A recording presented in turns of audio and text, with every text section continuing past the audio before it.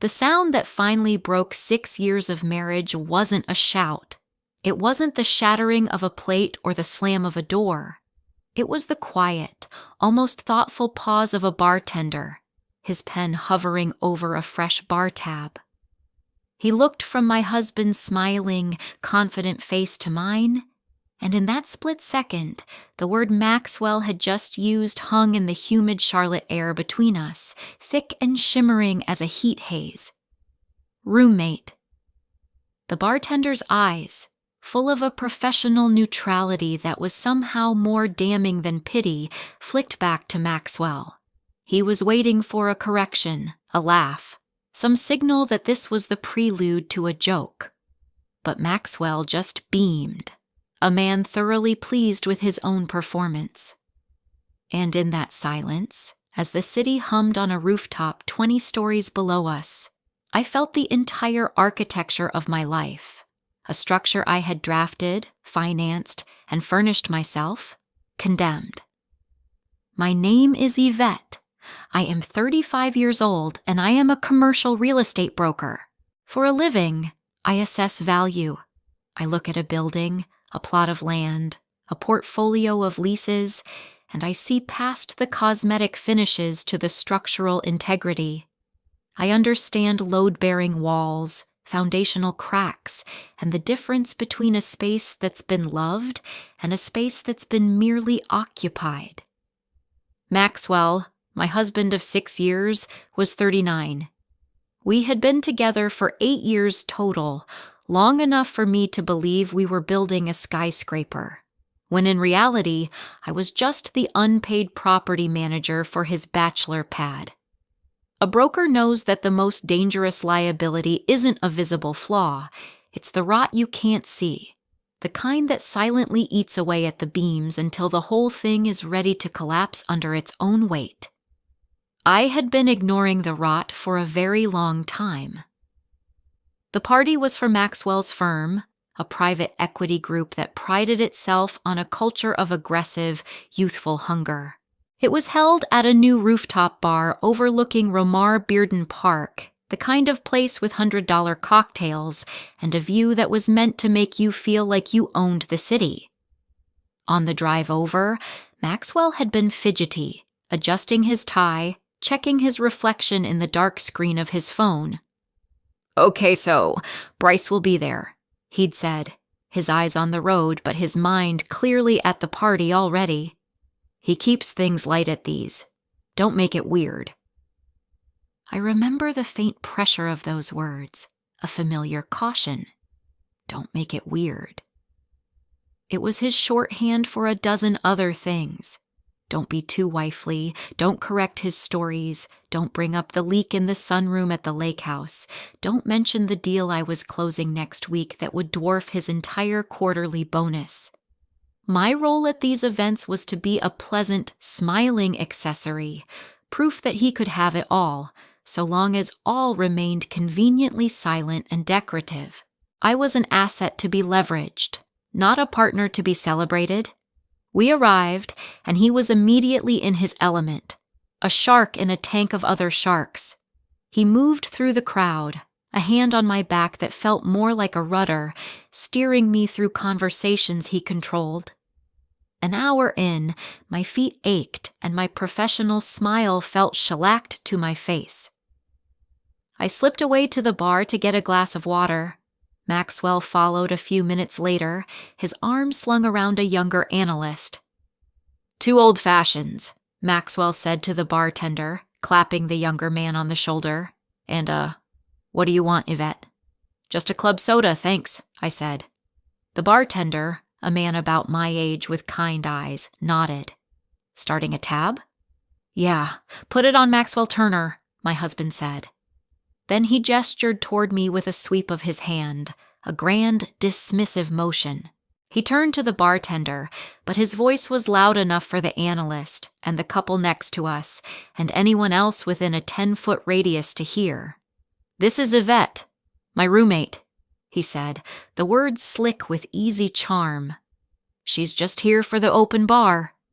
He laughed. The analyst laughed. The bartender did not. His pen stopped. His eyes met mine. And in that small, infinite moment, I saw it all with the cold, dispassionate clarity of a final walkthrough on a foreclosed property. The word wasn't a slip of the tongue. It was a summary, a mission statement. It was the final, load-bearing beam of our marriage giving way, not with a crash, but with a silent, sickening crack. In his world, a wife was a liability, a drag on the single and hungry image his mentor Bryce so carefully cultivated. A roommate, however, was a temporary arrangement. No commitment, no shared equity, just someone who splits the bills and happens to be there. He hadn't just introduced me as a roommate. He had, in one casual sentence, demoted me from partner to occupant, and that was the beginning of the end. But of course, it wasn't the beginning at all. It was just the moment the structural report was finally delivered. The foundation had been cracking for years. The archaeology of our disrespect began, as so many do, with money and ambition. When we first got serious, Maxwell was an associate at a smaller firm, brilliant but restless. He talked constantly about getting his Executive MBA from a top-tier school. It was the key, he said, that would unlock the future he deserved. The price tag was astronomical, a figure that made him sigh with theatrical despair. "It's just not possible right now," he'd say, staring out the window of our first apartment. "Maybe in 5 years." At the time, my career in commercial real estate was taking off. I had a knack for seeing potential in overlooked industrial spaces, for structuring deals that made everyone feel like they'd won. My bonuses were substantial, so I made him a proposal, not as a wife, but as an investor. "I'll cover it," I told him one evening, sliding a spreadsheet I'd made across the table. "We can cash flow the tuition from my commissions. It'll be tight, but we can do it. Consider it an investment in us." His face lit up with a relief so pure it felt like a sunrise. He swore up and down that this was our project, our degree. For 3 years, that was the story we told ourselves. For 3 years, every quarter, I would get my bonus check and a significant portion of it would disappear, wired directly to a university bursar's office. I remember the specific transaction for his final semester. It was a Tuesday in April. I was in the middle of a tense negotiation for a warehouse space in the Fremore West corridor. My client was getting cold feet. I had him on speakerphone in my office, pacing as I countered his anxieties with data and calm reassurance. During a brief pause, while he was talking to his own partner, I minimized the call window, logged into my bank account, and initiated the final transfer. $22,450. The confirmation screen blinked, a quiet, digital acknowledgement of a massive sacrifice. I felt a surge of pride. We did it. I did it. I maximized the call window and closed the deal 20 minutes later. The graduation dinner was 2 months after that. His entire family flew in. His mother, a woman who measured worth in titles and accolades, stood to give a toast. She raised her glass of champagne, her eyes misty. "To my brilliant son, Maxwell," she began. "We are all so incredibly proud of you. To think of the sacrifices you've made, the long nights, the hard work. And I have to give a special thanks to the firm for supporting him through this. Their belief in him is a testament to his talent." She smiled at him. He smiled back. He stood for his own speech, thanking his professors, his study group, his mother, his father. He thanked Bryce, his director, who was there, for being a mentor. He thanked his firm for their unwavering support. He never once looked at me. He never mentioned the spreadsheet or the quarterly transfers or the woman sitting at the table whose name was on the bank account that had financed the entire endeavor. I sat there smiling, clapping along with everyone else, feeling my contribution being systematically, professionally edited out of the official record. I was not a partner in his success.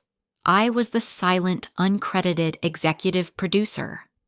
Later that night, as we were getting ready for bed, I tried to voice the small hurt. "Your mom's speech was lovely," I said carefully. "I guess she didn't know that my bonuses, that we paid for it ourselves." He was untying his tie, his back to me. "Oh, you know, Mom. She just thinks in terms of corporate sponsorship. It's fine. It doesn't matter." But it did matter. It was a contaminated memory. The pride I felt making that final payment curdled into something else. I had thought I was investing in our shared future. He had simply accepted funding from a private backer, one who required no public acknowledgement. Then there was the lake house. It was my deal, my find. A distressed property on Lake Norman that I got for a steal. I saw the potential, the good bones beneath the peeling paint and overgrown yard. I put down the deposit from my savings, and we bought it together, our names equally on the deed. It was supposed to be our sanctuary, our escape from the city. In reality, it became my second job. I was the one who found the contractors for the renovation. I was the one who spent weekends choosing paint colors and light fixtures. And once it was done, I was the one who managed it. I handled the property manager for the short-term rentals we did to offset the mortgage. I was on the phone with landscapers in the spring and the company that winterized the pipes in the fall. I dealt with the HOA when a neighbor complained about the noise from one of Maxwell's college buddy weekends. One Thursday afternoon, I was trying to finalize the details of a major lease agreement for a new corporate headquarters uptown. My phone buzzed. It was the lake house property manager. A pipe had burst in the guest bathroom. Water was everywhere. For the next hour, I wasn't Yvette Rollins, top broker. I was Yvette Turner, amateur plumber and crisis coordinator, talking a handyman through shutting off the main valve over FaceTime.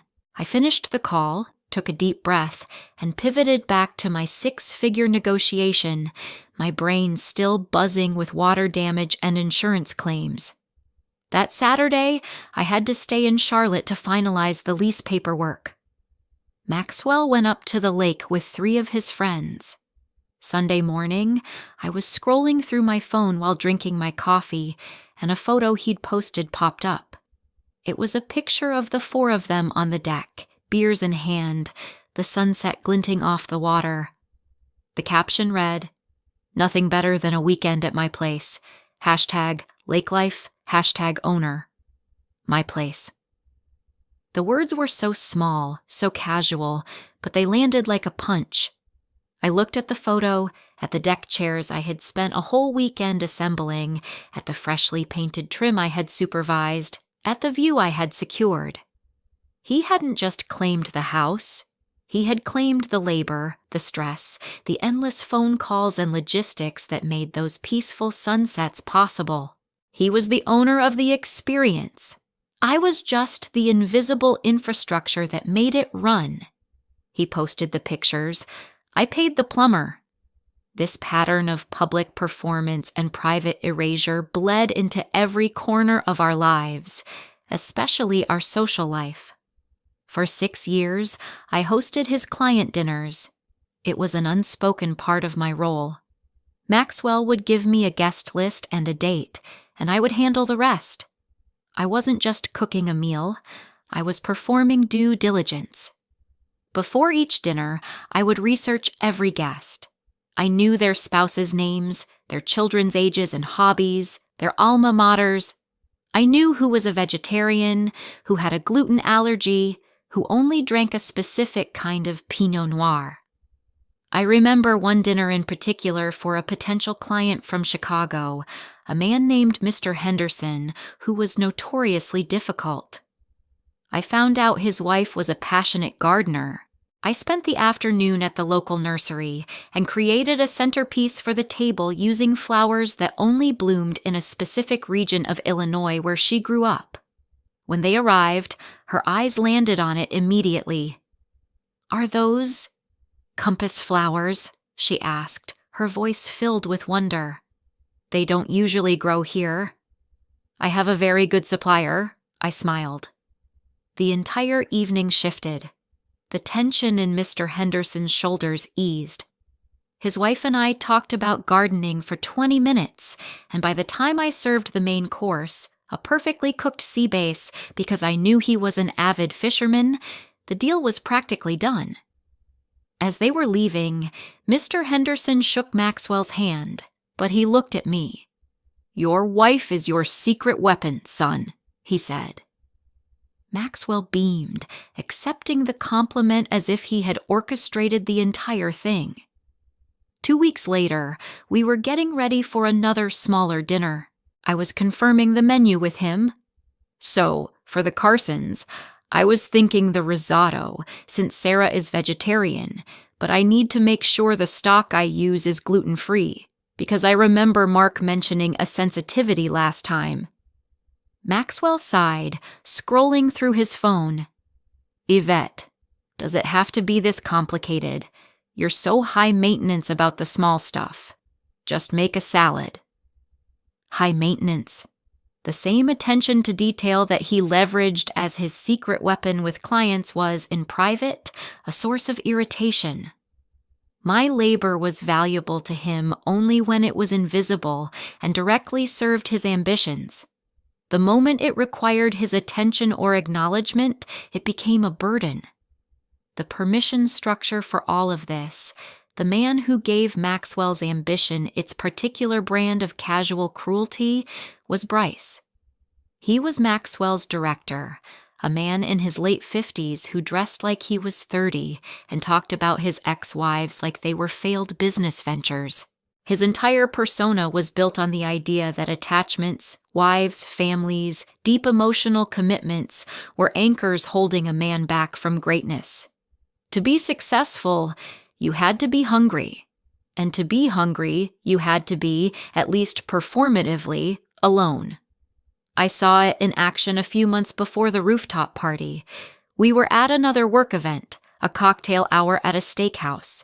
I was talking to a group of analysts' wives near the bar. Across the room, I saw Bryce raise his glass to Maxwell. I couldn't hear the words, but I saw their shapes. I saw the self-satisfied smirk on Bryce's face. I saw him clap Maxwell on the back. Later that night, Maxwell, flush with wine and praise, told me what he'd said. "Bryce made a toast," he said, unbuttoning his shirt.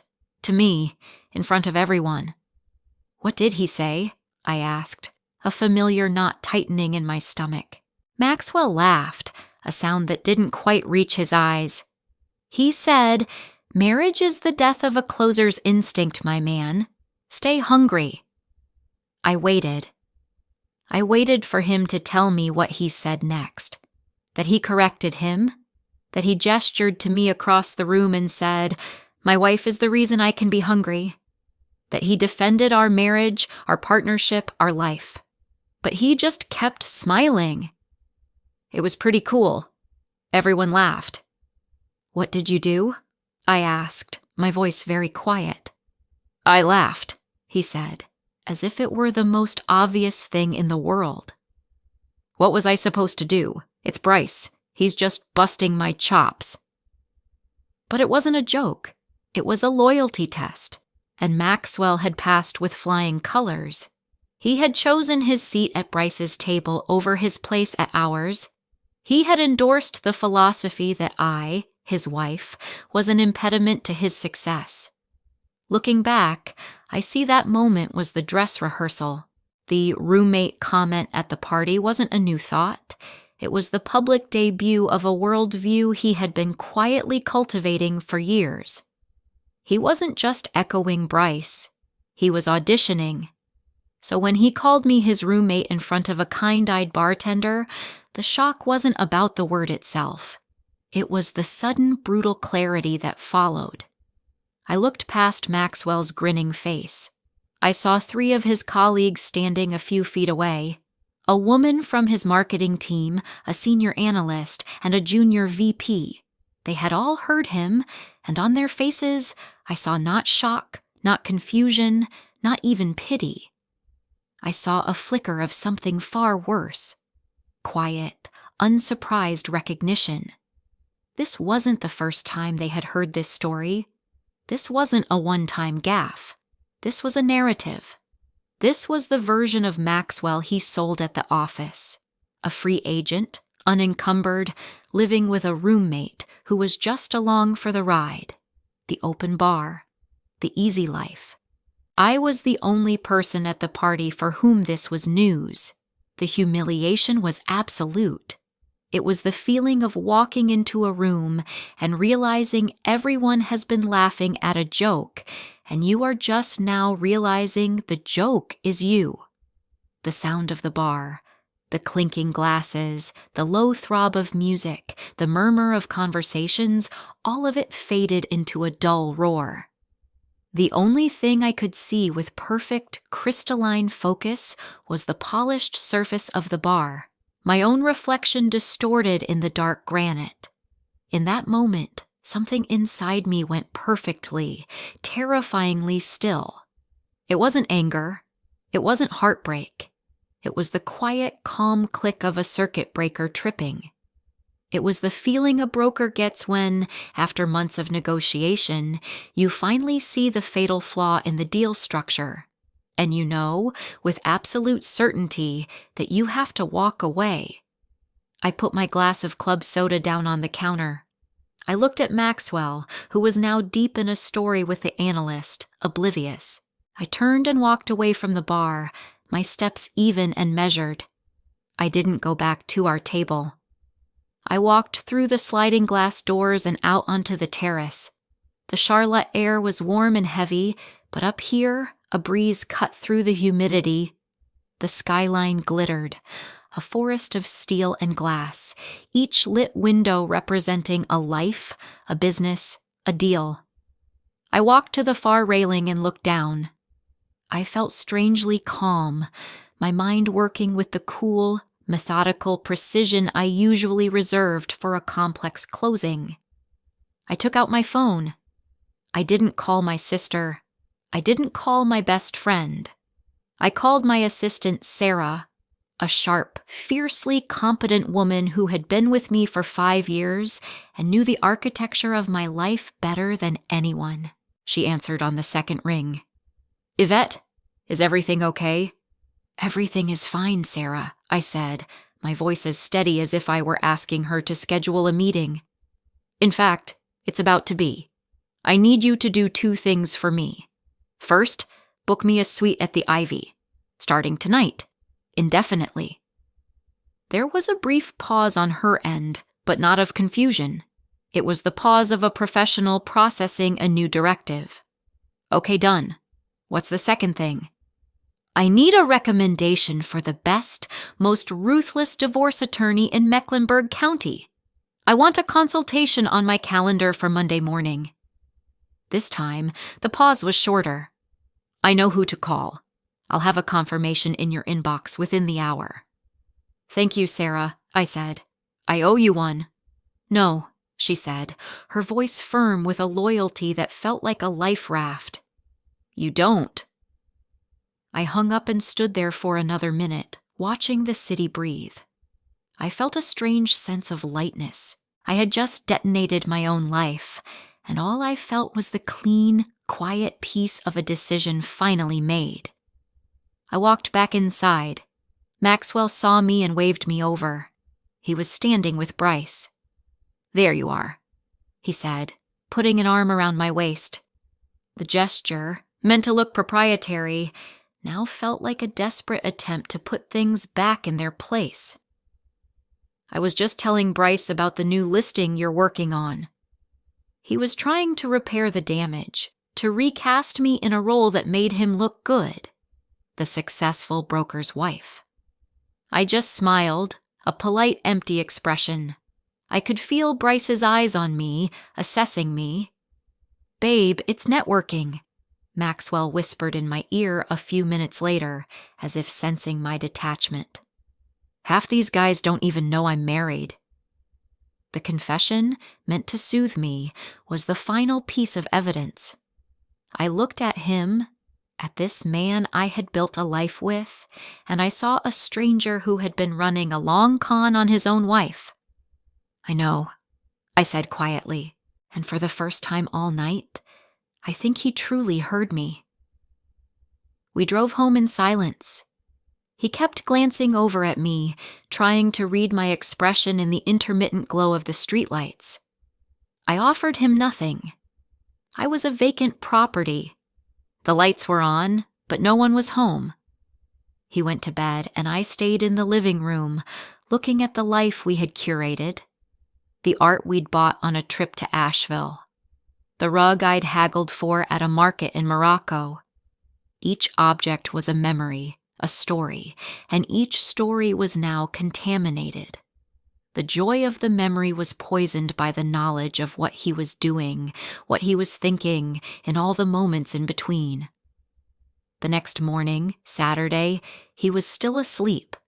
A deep, oblivious sleep of a man who believes his world is secure. I moved through our house with the quiet efficiency of a professional stager preparing a property for its final showing. I packed one suitcase and a garment bag. My best suits, my laptop, the files for the $4 million retail space I was closing next week, the essentials. I wasn't fleeing, I was relocating my headquarters. As I stood in our bedroom, suitcase by the door, I looked at the king-sized bed, the indentation on his side of the mattress. I felt a pang, but it wasn't grief. It was nostalgia. The sad, distant ache you feel for a place you used to live, a person you used to be. The temperature of my heart was champagne flat. The bubbles had all gone, leaving something polished, cool, and already past tense. Before I left, I walked over to the valet chair where he had draped his blazer from the night before. The faint scent of cigar smoke and expensive cologne clung to the fabric. I reached into my purse, but my fingers went to my left hand instead. I twisted the diamond wedding band off my finger. It felt strangely light. For 6 years, it had felt like a part of me. Now it felt like a foreign object. I didn't leave it on the pillow. I didn't leave it on the kitchen counter with a dramatic note. That wasn't my style. I slipped my hand into the inside breast pocket of his blazer, the one over his heart. I dropped the ring inside. He would find it on Sunday, when he finally got up and decided to send his suit to the cleaners. He would reach in for his wallet or his phone, and his fingers would close around the cold, hard circle of a promise he had systematically broken. The absence of the ring on my hand would be a question. The presence of the ring in his pocket would be the answer. I walked out of the house, closing the door softly behind me. I did not look back. The first text arrived at 1:15 p.m. on Sunday. "Just woke up." "Where are you?" I was in my suite at the Ivy, overlooking the city from a different angle. I had my laptop open and was reviewing the preliminary documents Sarah had already emailed over from the attorney. I ignored the text. A series of texts followed over the next 2 hours. "Did you go to the lake house?" "Seriously, Yvette, answer your phone. What the hell is going on?" Then, at 3:42 p.m., the text I had been waiting for. "I just found your ring in my pocket." A phone call immediately followed. I let it go to voicemail. Another call. Voicemail. A third. Voicemail. The voicemails started as confused, then shifted to wounded, and finally landed on anger. "What is this, Yvette? Some kind of game? You're really going to do this over one comment at a work thing? One stupid comment. After everything we've built? Call me back. This is immature." His words hung in the quiet air of my hotel room. Everything we've built. The phrase was so bitterly ironic, it was almost funny. He thought we had built something together. He had no idea he'd been living in a house I owned, a house whose mortgage I had paid in full with my own sweat and sacrifice, and he had just tried to convince the world he was only renting a room. His mother called that evening. I saw her name flash on the screen and silenced the call. I knew what she would say, that I was overreacting, that marriage is about forgiveness, that Maxwell was a good man under a lot of pressure. She too would be managing the narrative, protecting the family asset. He showed up at my office on Tuesday morning. He must have sweet-talked the receptionist because he walked into my office without being announced. He looked terrible. His eyes were red-rimmed, his suit was rumpled. He hadn't shaved. It was a carefully constructed performance of a man falling apart. "Yvette," he said, his voice cracking. "We need to talk. You can't just disappear. You can't throw away 6 years of marriage over a bad joke." I didn't stand up. I swiveled in my chair to face him, my hands folded on my desk. I was calm. I was a broker hearing a lowball offer on a prime piece of real estate. "It wasn't a joke, Maxwell," I said, my voice even. "Of course it was," he insisted, his voice rising. He started pacing, running his hands through his hair. The panic was starting to fray the edges of his performance. "It was stupid, okay? I was trying to be funny for the new guy. Price was right there. What was I supposed to say?" And there it was, the last line he would ever say to me that mattered. The raw, desperate, honest core of his entire worldview. He wasn't apologizing for the lie. He was justifying it. He was asking me to understand that in a choice between my dignity and his mentor's approval, he had made the only logical decision. He had chosen his career, his image, his place in the hierarchy of men like Bryce. I looked at him, this frantic, unraveling man, and I didn't feel anger anymore. I felt a profound and bottomless pity. He had valued himself so cheaply. He was waiting for a response, for an argument, for tears, for anything that would re-engage him in the drama. I gave him nothing but quiet. He had asked me a question. What was I supposed to say? I let the silence stretch, letting him hear the absurdity of his own words echo in the room. Then I leaned forward slightly, my voice soft but clear, each word a carefully placed stone. "You were supposed to say," I began, pausing to let the weight of the moment settle, "my wife's name." He stared at me, his mouth slightly open. He had expected a fight, and I had given him a simple, unassailable fact. My response wasn't an accusation, it was a correction, a redefinition of terms. He had framed it as a complex social dilemma. I had reframed it as a simple choice between truth and cowardice. He had failed. There was nothing left for him to say. The anger drained out of him, replaced by a gray, defeated exhaustion.